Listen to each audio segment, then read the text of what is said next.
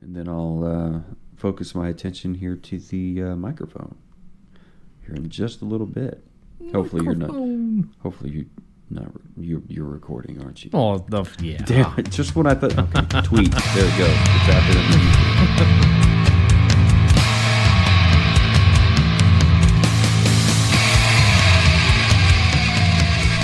Son of a limp biscuit.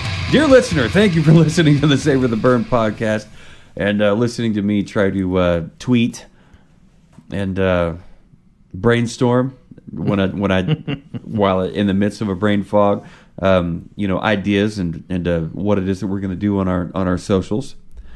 This is a very classy looking label. It doesn't. It is. It does nothing about it wows me, but it's. I mean, you've got like a maybe a Hartford green or whatever, kind of evergreen kind of green with gold. I'm not a big fan of gold. Usually it's like black and chrome. That's my thing, or black with flames, and that's my thing. But like this doesn't look bad at all. We're going to get to that in just a minute, dear listener. After I thank you for listening to us on your podcast app of choice, including but not limited to Spotify, Audible, Apple Podcasts, Google, Samsung. My buddy Chris from Sherwin-Williams, he's using Amazon Music, yeah. And thank you for following us on Facebook, Instagram, Twitter, TikTok, and YouTube by searching Savor the Burn or at Savor the Burn. Hopefully, you've been checking out SavorTheBurn.com with all the updates and been keeping up to date on all those things. Checking out the store and checking out our affiliate links, seeing what it is that we may or may not be doing in the future as far as a giveaway to our YouTube subscribers. But all that to say, thank you for listening. And my name is Jonathan. I'm your host, co-host. And across the table from me is the magnanimous Mr. W2. I'm trying to use a different descriptive adjective every time I intro you. So yeah, this is W2. Yeah. Hey there. Yeah, hey there. Yeah. Yeah. A little Metallica for you.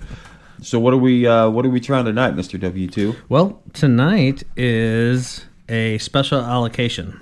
So in our last episode, we talked about at Buffalo Trace, they have, when they do their daily allocation releases, you are allowed to purchase one bottle per person per 90 days. 90 days. This is one of their special allocations. This is the Weller Special Reserve Straight Kentucky Bourbon Whiskey. Yeah, Kentucky Straight Bourbon Whiskey. Mm-hmm. So, like you were talking about, it's a nice, it's that Buffalo Trace hunter green color with a yellow goldish writing. It is the original wheated bourbon. And I think when we get into the description that I pulled here, it'll kind of go into a little bit more detail on that. But this is a wheated bourbon. We've tried wheated bourbons or bourbon that had wheat in it. I think so, yeah. And Buffalo Trace did not have any. It had none. Right. We've tried them and we've liked them. So yeah, this is one of their special allocations. It's hard to find in Kansas City. I've seen it a couple times, but in general, just it's not available here. The Buffalo Trace is a $27 bottle at the distillery, $32 on Flaviar, and I've seen it higher than that. Locally, not much higher, but still, if it's a $27 bottle and then you're finding it for $45, that's starting to become a little bit of a markup on there. This is a $30 bottle at the distillery. Flaviar has it for $85. And when I Googled it, I saw a lot of places that wanted double that for it. So, it's that second, third market is a real thing, and something like this that is a limited release, and it becomes harder to find in various different markets. That's kind of where you get that discrepancy in And you sent price. me a website earlier that had... Well, Buffalo Trace has a website that they use to track and release what their daily allocation is going to be. They also use that to let you know when they do sell out of their daily allocation. And they have a link on there that shows what their price is, and they have an example of Yeah. what the same bottle goes for. At Justin's House of Bourbon. Yeah. Must be nearby. And they've got several different, they're actually kind of showing the historical tracking of the price over the last few years. It looks like the Weller Special Reserve, which is what we have in front of us, as of 12/31/22, Buffalo Trace Distillery, $30, and Justin's House of Bourbon has it for $100. Yeah, so, Some people deal in drugs and guns and stolen cars. Mm-hmm. Some people dealing bourbon. slinging that bourbon, making paper. Well, this is also a 8-year bourbon, and it is also at 90 proof. Okay. Well, I'm expecting similar things from this as we did from Buffalo Trace, but this one's a little bit different because it's wheated. Right. The Buffalo Trace didn't have any wheat. It was corn, rye, and malted barley. What all does this have in it? This has, Unless you want to jump into the nose and the palate first. my description, I don't think it says what this one has. Unlike the Buffalo Trace that is listed as a medium amber, this one's listed as a warm amber. Warm amber. I think they're very similar. Yeah. I think this one may be a shade or two deeper in color, but unless you had them side by side, I don't know if you would know that. Probably not. What you got on the nose? Definitely, like the Buffalo Trace, this has a lot of caramel on the nose. Yeah. There's a breadiness to it, and I would assume that that's the wheat. And actually, I just looked down and notes say sourdough. There have been a couple where it says sourdough and you couldn't pick that up, but you can with this. Yeah. A little bit. Like you said, I don't know if it's sourdough, but it's, like you said, bread. It's definitely a bready. It's not as strong. When I think of sourdough, I think of warm, fresh pretzels. Ugh. So I love pretzels, so I'm all about that. I like the fat, squishy ones with like cinnamon all over them, or like the garlic, bad. whatever. But you're talking about like I'm talking about like a big Bavarian warm is that baked the soft pretzel. one? Yep. Those are okay. Yeah, and you dip them in the cheese, or what do you do? You just eat it. Yeah, beer cheese or cheese. or the mustard with the horseradish seeds in it. That doesn't sound bad. Oh, it's fantastic. Wonder what kind of seed, like horseradish seed. Usually it's the root that they grind up. But I don't know if it's all the little pits, all the little brown dots. Yeah. I've always thought they were seeds, but Okay. I know you're not a big beer guy. But Casey Beer Company, it's in Waldo. They make typically most of their beers are a German style beer. Okay. And they've got several different food offerings, but they have authentic Bavarian German style pretzels, and they have they have like two different size pretzels, but they have one of the pretzels they have is like a 16-ounce pretzel, which I didn't know what that meant until they brought out this thing that was like bigger than your head. Yeah. It's a foot by a foot, just an enormous. Damn thing's as big as a hate crime. And it was like piping hot, like fresh out of the oven, too hot to pick up. And they bring it out with a beer cheese and a spicy mustard that has the horseradish in it. So That good. sounds cool. There's a venue up in St. Joe that has an incredible beer cheese, Cafe Acoustic. Oh, okay. So Yeah, Cafe yeah. Acoustic, they will treat the bands that play with a little bit of it's not catering, but they make food. And they have it in the green room area after they give you their briefing. Like, this is how the night's going to run. This is who's doing the sound. Hey, hello, hi. We've got this band, this band playing. This is how long you have. Don't go over. There will be hell to pay. As long as everybody gets along, we're going to have a great night. If we don't, well, we're going to have problems. But we're going to do everything we can to make your performance, your visit here with our venue a good one. And starting off with that, enjoy the food that we made for you. And they'll have, cocktail wieners, cocktail sausages or whatever. They'll have, some kind of rotel dip with cheese. But they also had like a beer cheese with some the pretzels, like pretzel bites. It was stupid good. Like I don't think I had ever had beer cheese before, and when I had it, I was like, this is amazing. And then I've had it other places before, and it's not as amazing. Yeah. So I don't know what they did. They left it in that crock pot a little longer than it's supposed to be. Yeah. And it got a little extra funk in it. It was good. But yeah, all that to say, I'm not picking up on the sourdough, but I'm picking up on some breadiness here. on the nose at least. I'm ready for that palate. And it's good. Yeah, let's put it on the mouth, see what we think here.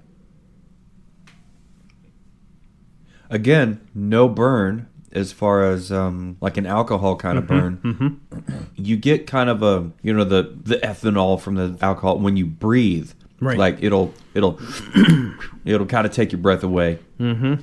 But if you kind of hold that breath from happening and you just kind of let the flavors and the whole experience kind of wash over the palate, for me anyway, that helps me get a better idea as to what the particular spirit has to offer. This has, I don't know if it says anything about a rye kind of spice, but there is, actually, I can just read the notes here. Rich and sweet, which it is. Dessert tones of toffee, butterscotch, nutmeg, and toasted wood. I'm picking up on the toasted wood. There's definitely a little bit of an like oakiness. toasted spices. Spicy. Toasted spices is what I would have said. Yeah, there is a hint of the oakiness. I don't think either one of us picked up a oaky or woody notes in the Buffalo Trace. This definitely has it's a on the little palate. bit. It's not on the nose, but it's on the palate. And then it moves off of the palate fairly quickly. And, the spicy heat, it moves away pretty quick. The finish is really short with this one. Yeah, it says lingering floral notes of jasmine and honeysuckle. I would agree with the honeysuckle. Maybe not so much the jasmine. I haven't eaten jasmine. I drink jasmine tea, or I used to. But I have jasmine growing at home. But I don't know. I'm not picking up on the jasmine. Yeah, I'm not either. I can see the honeysuckle. We, growing up, our backyard, one of our fences from end to end was just nothing but honeysuckle. And as an 8-year-old kid wandering around outside and doing stupid stuff, you pick the honeysuckle apart and you pull out the little thing of it to get that little drop of the nectar. Yep. But you have the whole row of that, so you're just one right after the other. There's definitely that kind of a nectar, honeysuckle nectar, kind of a sweetness in the finish. This to me seems more like a more, it's much like Buffalo Trace, since we were already talking about it. It's a lot like that with a sweet forward, oaky bourbon that has it's like it said in the notes, there's some floral on the finish with the honeysuckle and maybe, what did it say, jasmine. There's spices to it. Like did it say nutmeg? It did. Yeah, toffee, nutmeg, toasted wood, butterscotch. It's got all of that.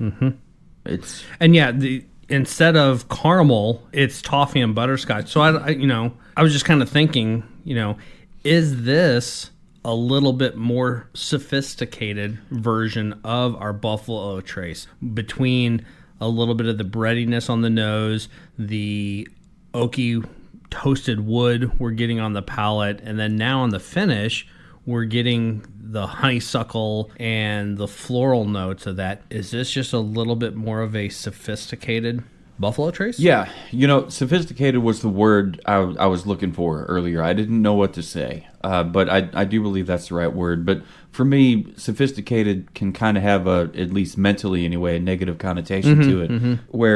Where I think sophisticated is like people that eat like culinary food. Right. It's like, it's all like art and it looks cool, but it's like fucking boring as shit. Like, you want me to eat like, like a fucking 3 square inches of food and expect me to be full? Like, no. Like, how do these people overpay exorbitant amounts of money for such little food? And like, why? And maybe that's because I've never tried it. I don't know. Maybe that's part of it. But anyway, so like, I think sophisticated, playing fucking polo on their horses, Ivy League schools, pinkies up, monocles, just shit that sophisticated does not mean, right? So like, I think sophisticated, just because it's more complex, is definitely the right way to describe it, because it's got so much going on. Yeah, and maybe part of that sophistication is just it's got a little bit more of a complex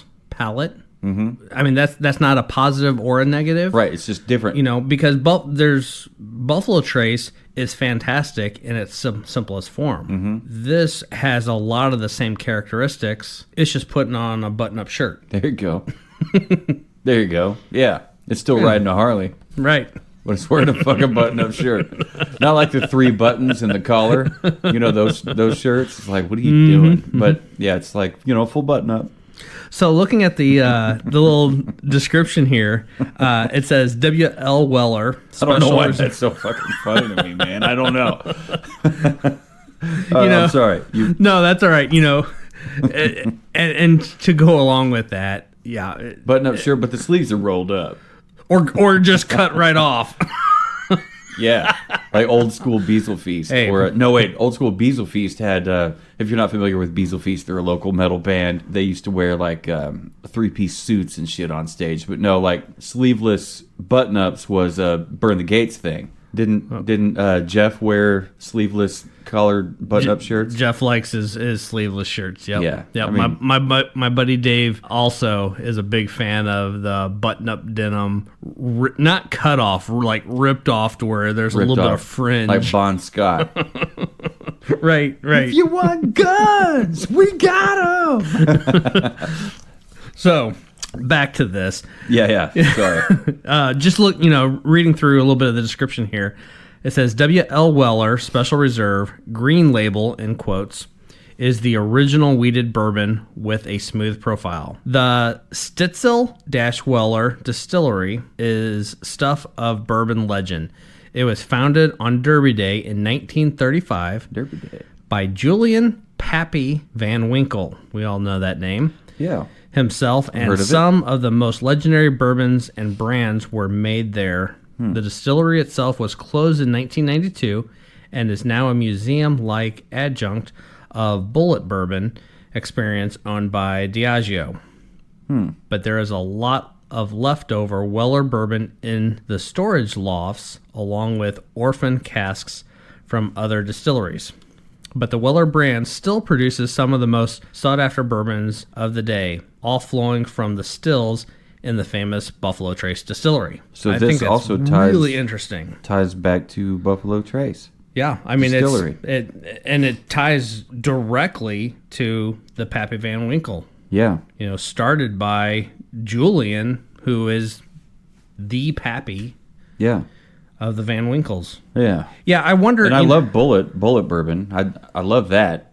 I wonder if I've heard a couple of the tours that I've been on and just a little bit of readings here and there. I've heard about distilleries going bankrupt and other distilleries or other investors coming in, purchasing the assets, basically inheriting a warehouse of ricks full of barrels and, going to town. It kind of, through that description, to me, it sounds that maybe what happened with Bulleit. Bulleit acquired their assets and are now sitting on stocks of Weller barrels.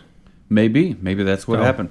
Kind of cool. Yeah, this was very good. It was like you said, more sophisticated. Yeah, one thing I was gonna throw out there too is a story from our tasting.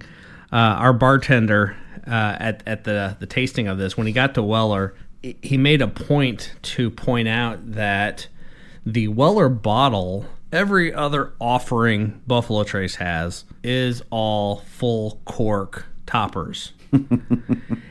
This, of all the ones that they have, this one, for whatever reason, is a aluminum screw-off cap.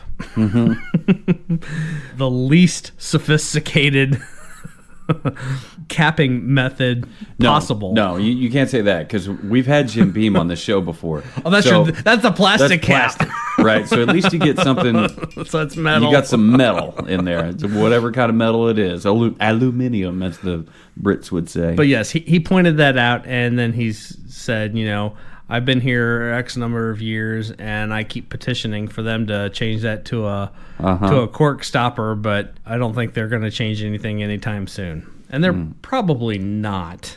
But it is pretty funny. For a bourbon that is so hard to find, it is so all over the place from a price standpoint. Yeah. And, I mean, as good of a bourbon it is... If you ended up paying that second market $100 price or more, and you got a screw off cap, like you hear it fucking pop, like as it pops apart, like this is great. Can't wait to try this. But it's worth it. It's worth a try. I wouldn't say it's worth $100. It's definitely worth the $30 if you can find it. I would say it's worth $45. If you can find it secondary market, $45 to $50. It's. And there are other. It's so like you said, it's more complex. It's more sophisticated. Yeah. And there are other variations on this. This is the only one that they actually had at Buffalo Trace, but I've seen a 12-year version of this. There's one, I think it's called an Antique Collection. I'm not sure what the age is on that one. I've seen a red label. I've seen a blue label. So there are other Weller variations I don't know a whole lot about. I said earlier the Flaviar price on this one was $85. Right.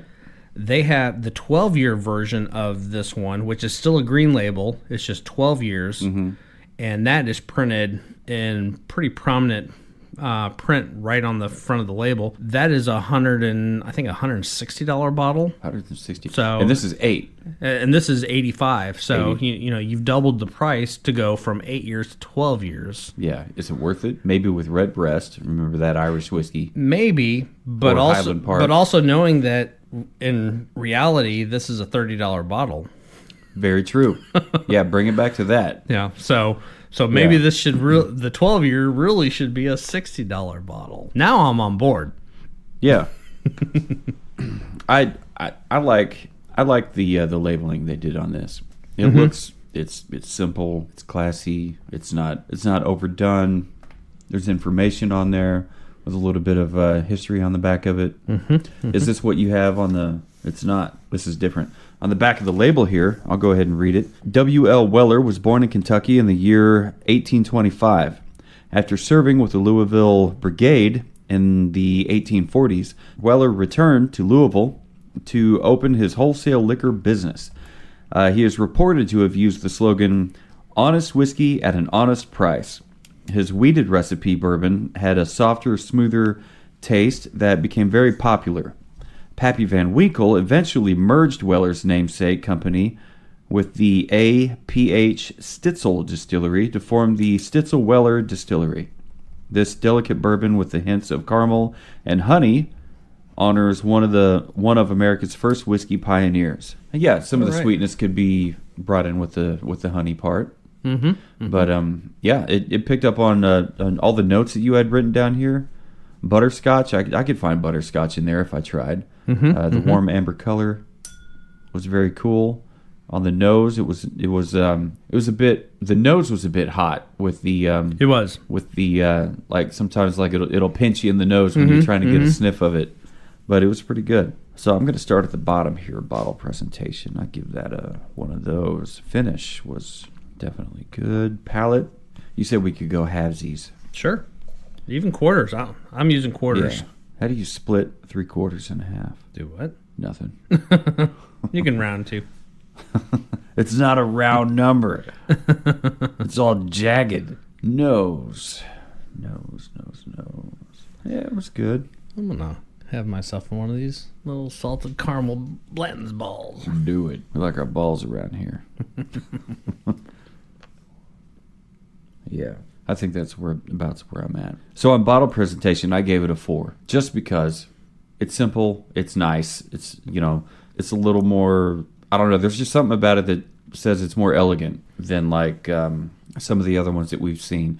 It doesn't have any fancy graphics like a skull in the background or the Devil's Cut Jim Beam with like kind of a burned edge on the label. It's not like. It's not basic as shit, like a Jack Daniels Black Label thing. Into existence, we've got a Jack Daniels style shirt, so it's pretty fucking basic. But we call it the whiskey label. We like it.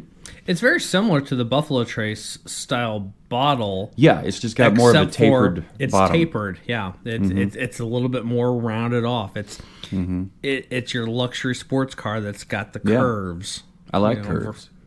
As a grown-ass man, I'm a fan of curves.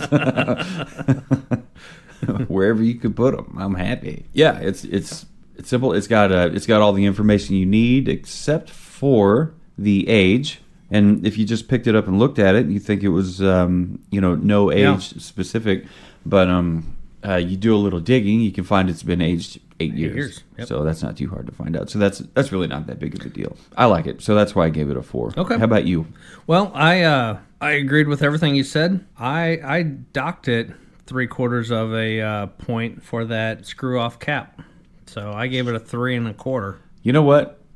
As much shit as we talked on it, I didn't even. You know what though? The damn screw. It didn't even register for you. Everything so else there about you go. this, like, made me forget about the screw off cap. That's all right. As much shit as we talked about the screw off, I'm surprised I totally forgot about that. Whatever. So Well, if it was plastic, then maybe. Yeah, I'd be like, all right. So what are you doing, Jim Beam? Weller Beam? No. So I'll hop back up to the top. Like, we're supposed to start these lists at the top, right? And so at the top we find nose. I gave it a 4. Okay. I gave it a 4. It gave us everything that we were looking for. We didn't quite pick up on sourdough, but we did come up with a bread of some kind. And I probably would have thought like multigrain wheat with. I like when I eat a grainy bread, I like it to have all the different grains in there. You know, like it's like eating chunky peanut butter. You know, like I like those really rich type breads, and really that's the kind of bread smell that I got out of this on the nose. I didn't pick up sourdough. I don't know. I guess a lot of other people do with more sophisticated palates could pick that up. But we did find lots of caramel, and we didn't find any wood, but we got that on the palate, on the nose. Yep. But so we'll get there in a minute. But yeah, I gave it a 4. All right. I was at 3 1/2. 3 1/2. Okay. All right. Which, you know, now we're starting to sound more like ourselves. You know, yeah. I mean, I loved everything about the nose, but I also felt that everything was just very, not necessarily subtle, but there was just nothing just really pushing it up and over the top. It was just a nice, well-balanced nose. Gave it better than an average nose, but yeah, 3 1/2. The caramel for me jumped out. Great caramel. It was caramel forward on the nose for sure. On the palate, I gave it 3 3/4. It had lots of. I don't know why I wouldn't have given it a 4, because it had everything that I expect out of a bourbon, and everything that I expect. I just gave it a 4. So it gave me everything that I expect out of a regular bourbon. Right? It's got caramel. It's got a little bit of vanilla. It's got but this one also had some oakiness to it. Oakiness is what I generally expect to find out of a bourbon or a whiskey. Usually, definitely bourbon. So with that, it also had the added spices. Like in the notes here, it says nutmeg, but rye is something that I just kind of jump on. I didn't pick up any of the mint. It didn't say mint here, so like usually I think I'm gonna start equating mint flavor, like any kind of a effervescent isn't quite the word I think that I need to describe mint, but mint is mint. I think whenever I get that in there, that means that there's a malted barley happening. This didn't have that, and I'm fine with that. It definitely tasted good. It had like a deep kind of finding it kind of hard to explain it, but like it's a wheat sweet. Wheat has a sweetness of its own Absolutely. kind of flavor to it, and it's got it, and I like it. It's not forward, but probably for good reason, and probably a good thing. But it's not wheat forward, but it's there, and I appreciate it, and I like it. That's why I think I just went back and bumped it from 3 1/4 to 4. So that's it for me on palate. Where did you come in at it? Solid 4. A solid 4. Solid 4. Okay. Yeah. It delivered across the board, and I appreciate that on the tasting notes it says, you know, it doesn't just say toffee and butterscotch. It says dessert tones of butterscotch and toffee, and I kind of appreciate that, because to me that says it's got a little extra sweetness on the front end of that, and that's what I pick up on it. Is the palate has a really rich butterscotch and toffiness to it. And like we talked about too, you know, it's unlike the Buffalo Trace that we tried earlier. This has a little bit of a woodsiness and a little bit of oakiness to it. Yeah, doesn't smack you across the back of the head, like some of them do that we've had. There's just a nice subtle reminder that it's like your friend that shows up to the party. Yeah. Like, hey, what's up? How you doing? it's like hey, this did sit in a barrel for 8 years. Yeah, I like it. I like some of the extra insights that you're throwing on there because I'll agree with them. You know, and if I don't, I'll let you know. But I generally agree with most of what you say. It's weird. It's weird how people can get along. Who thunk it? Right. Out of all the people that have been fired by your hand, I had to say it. Edit it out or not, I had to say it. But yeah, anyway, look, of all the times where you've been made to be the bad guy, that fucking way. Anyway, so yeah, last but not least, we get down to the finish. And for me, I gave it a 4. Maybe I should have given it a little higher, but I was happy with the finish. I would have liked the finish had it lasted longer, had it lingered a little bit longer. Maybe that's why I just brought it back to a 4. But it had everything that I was looking for. But it also had a little bit more than I was looking for. Everything that I'm looking for would have put it right there in mid-range. Like on a scale of 5, it would have been 2.5. So I'm expecting the caramel, the wood, some kind of vanilla, some kind of fucking something normal, air quote. But this also had, which is why we use the word sophisticated, it had a little bit extra. It had the lingering floral notes in the notes. I don't know about jasmine, but it definitely had honeysuckle. Yeah. And I was happy with that. Yeah. And you nodded when I said 4. Did you give it a comparable number? I gave it a 3 3/4. 3 3/4. Okay. And I think I was right there with you. I wanted, like you said, I wanted the finish to be a little longer than it was. It's not a bad thing. You know, a short finish is fine, especially if everything just kind of dissipates and you're not left with any weird funkiness after the fact. Yeah, but, if this had funkiness on it, but it finished lingering would have sucked. Finished with great with great notes and character. I just wanted a little bit more of that, so yeah, I docked it a little bit. Yeah, 3 3/4. Yeah, and coming from a couple of middle-aged white dudes, like us wanting something to last a little bit longer, when our poor women are like, "Yeah, now you fucking understand."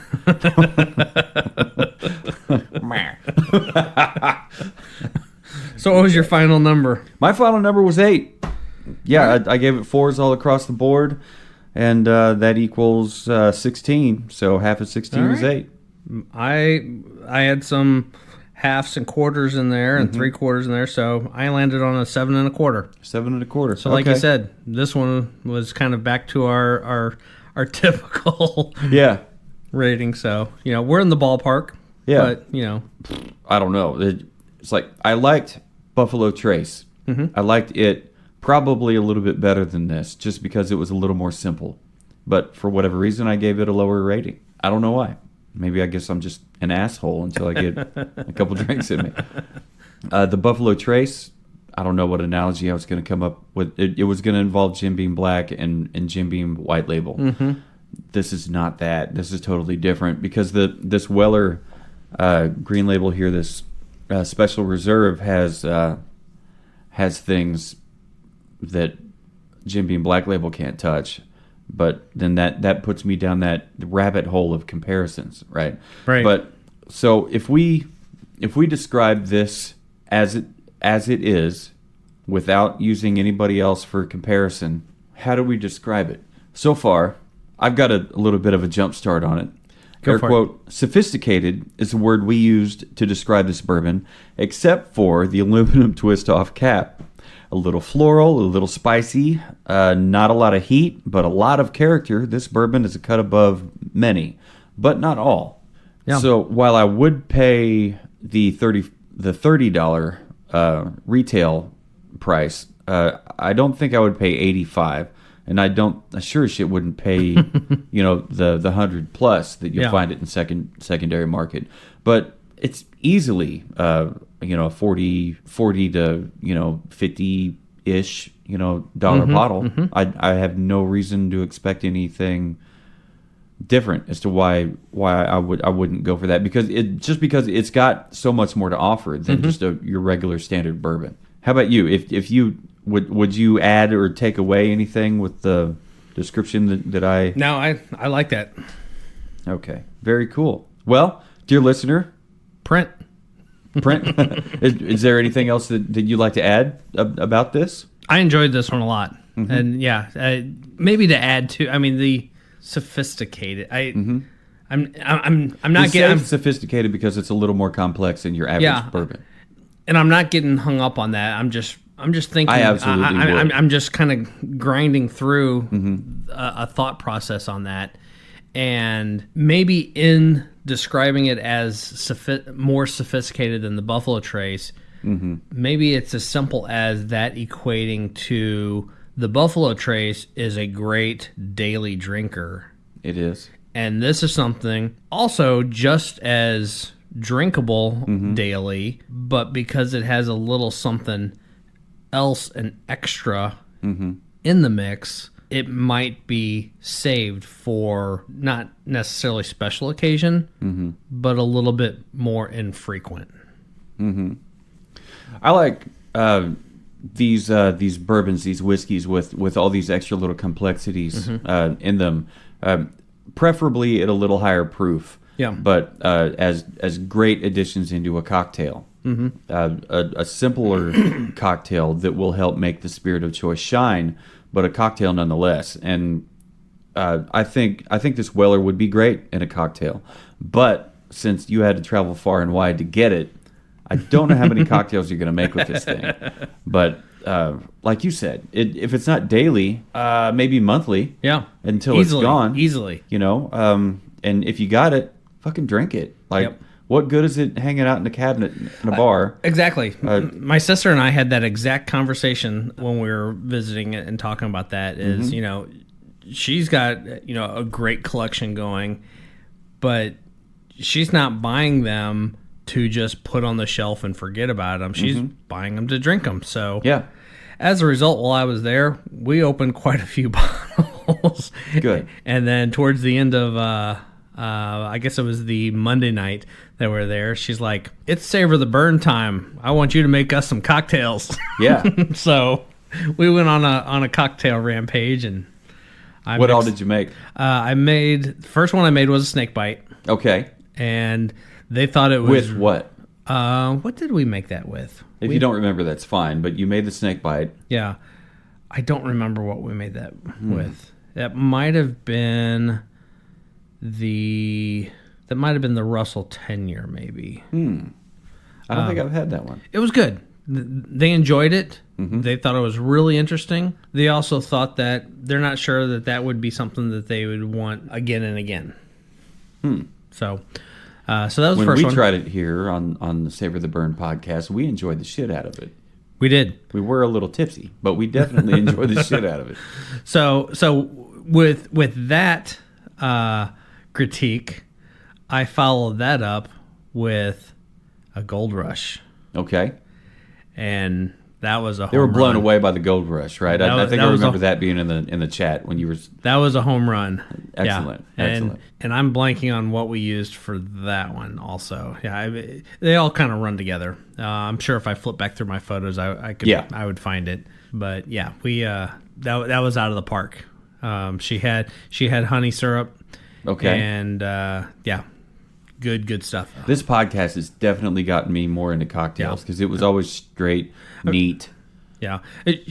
For me. She is a huge gin fan. She loves gin, and as a result, she makes frequently a lot of different gin cocktails. A Negroni is one of her absolute favorites. Knowing that I'm kind of on the fence on gin, I like it okay. Yeah, you're not going to run out and buy the T-shirt. But whiskey is my thing. Yeah. She is the one who recommended try a Boulevardier. Okay. That was a really good suggestion because I remember we tried it. It had sweet vermouth and Campari. Campari. There was something else in there, wasn't there? Nope, just equal parts. Just equal parts? Okay. Yeah, it was really good. It was a deep, not overly sweet thing. It was I don't know. It's just more fucking grown up. It just tasted like sophisticated. It was sophisticated. It was Thank it you, was a good one. And that also brings me to my second point with drinking this stuff. Like it's best shared. Like Right. it's best, I feel like these spirits, these whiskeys, bourbons, scotches, gins, beers, whatever. It's best shared with company. Absolutely. People that you like, people that you love, and people that you just want to spend time with. Because, like, if you're just drinking it alone, like George Thorogood, I drink alone, yeah, with nobody else. It's like maybe you got a problem. Maybe you got to, go see somebody. And you're probably not drinking the best stuff. You're probably not even drinking okay stuff. Right. You're just drinking to get fucking fucked up and just to forget. Yep. Like, just whatever. Or you've got the addiction problem, and you really need to quit. But yeah, I one of the things I've loved about this, like I'll take pictures of what we've done or cocktails that we've made, and I'll send them to friends, and I'll say, this is what's in it. You really got to try it out sometime. It was stupid good, and it just kind of spreads that, feelers out to see if there's anybody that wants to spend a little time and make these things and try it out for themselves and give you feedback. So far, mixed responses. Not everybody's got everything like the honey syrup or bitters. Right. Bitters are easy to get, but they are like $10 a bottle. Yep. So if you don't have any idea what you're getting into, it's kind of a gamble. Yep. But it's $10. We're grown-ups, Get a fucking job. Get the bitters. Get the bitters. Get the fucking bitters. And just the old Angostura bitters, like that's a great place to start. Yeah. And I mean, that's I would what say kicks that it is off. the place to start. That is that is the place to start. You're right, 100%. That's where you get your old fashioned. And old fashioned is like the most common, I'd say, cocktail out there, other than a whiskey and cola. Right. But is that really a cocktail for some? I guess it is. Yeah, it can be. It is. It's a mixed drink. Yep. If cocktails are mixed drinks and mixed drinks are cocktails, then yeah, it definitely is. Whatever. Anyway, so, dear listener, if you're looking for something that's maybe a little cut above average, something with a little more character, something with a little more on the palate, so to speak, and figuratively and Literally, words, silly words. Definitely, if you can find it at the retail price or close to it, at roughly $30, anywhere from $30 to $50, I would say go ahead and grab the bottle. From W.L. Weller Special Reserve. It's a green label. It's a elegant looking bottle. Classy. Green label, gold letters with the fanciest of the fancy aluminum lids. It's you know what? Just smelling that, it smells good. So yeah, it's got everything you look for in a bourbon, including the caramel, the toffee, a little bit of woodiness in there, some spice. It's got some heat, but it doesn't really have a lot of burn that you're supposed to be savoring. I guess savor the heat. We're gonna have to change it to savor the heat. But we got it's and then on the finish, it's got a little bit of extra floral to it. If you were a kid growing up anywhere near honeysuckle and you ate it, that one little dewdrop of honeysuckle that you got. I think you'll enjoy this bourbon. Weller Kentucky Straight Bourbon Whiskey. It's got a little bit of wheat. It's got a little bit of everything you're looking for, I think. And do you have any thoughts to close this up? I like it. He likes it. That's all that really matters. So, dear listener, thank you for listening to the Savor the Burn podcast and checking out the Weller Special Reserve with us. It was a lot of fun. Thank you, Mr. W2, for traveling far and wide and picking up this allocated selection of delightfulness. I gave it an 8. You gave it an 8? No, I gave it a 7. 7 and a quarter. 7 and a quarter. 7 and a quarter. And if you've listened to us any length of time, he's a little more of a critic than I am. That's fine. Hopefully you're more of a critic than he is. You can you can send us some hate mail at info@savortheburn.com. You can tell me I'm an idiot, Jonathan at savortheburn.com, or tell W2 that he's absolutely right. 7 1/4 is right where this $30 bottle of Kentucky straight bourbon whiskey goes at W2@savortheburn.com. Again, thank you for listening to us on your podcast app of choice. Check out savortheburn.com. And give us a like and a follow on Facebook, Instagram, Twitter, TikTok, and especially YouTube, where we will be doing a giveaway on a cocktail tool bar kit set very soon.